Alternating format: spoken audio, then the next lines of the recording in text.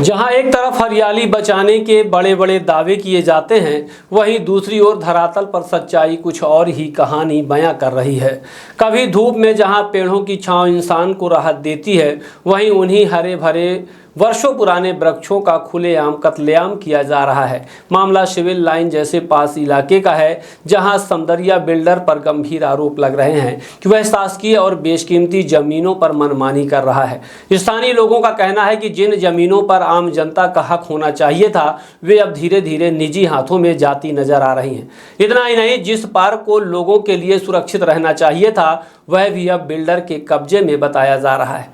सबसे चिंताजनक बात यह है कि एक ओर करोड़ों रुपए वृक्षारोपण के नाम पर खर्च किए जाने की बातें होती हैं, तो दूसरी ओर वर्षों पुराने पेड़ों को बिना किसी रोक टोक के काटा जा रहा है।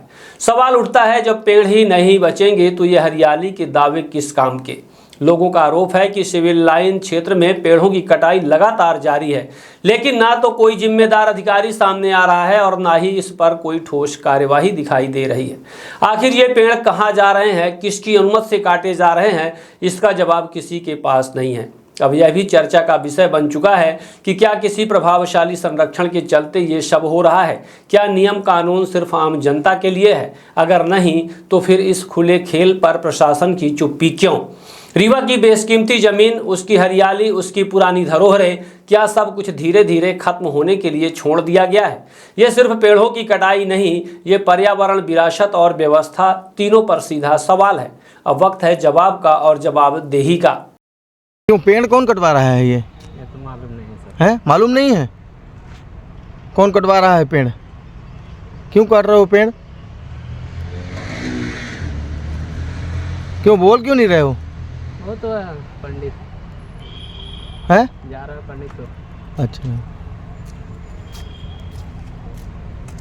गर्मी ना बढ़े और ये सारी चीज़ें, बहुत सारी चीज़ें हमारे बस में है, बहुत सारी चीज़ें हमारे बस में नहीं भी है।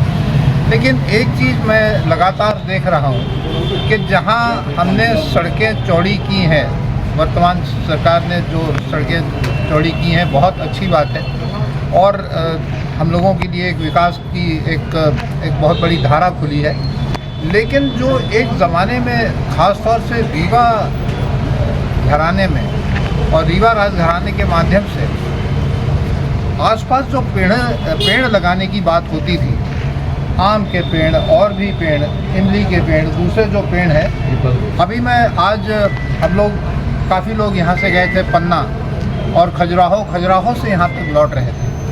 विश्वास माने कि बमीठा से लेके आपके रीवा तक पेड़ एकदम गायब हो गए। मेरा निवेदन ये है सरकार से हाथ जोड़ के कि ये पेड़ लगाने की प्रथा वापस आरंभ करें।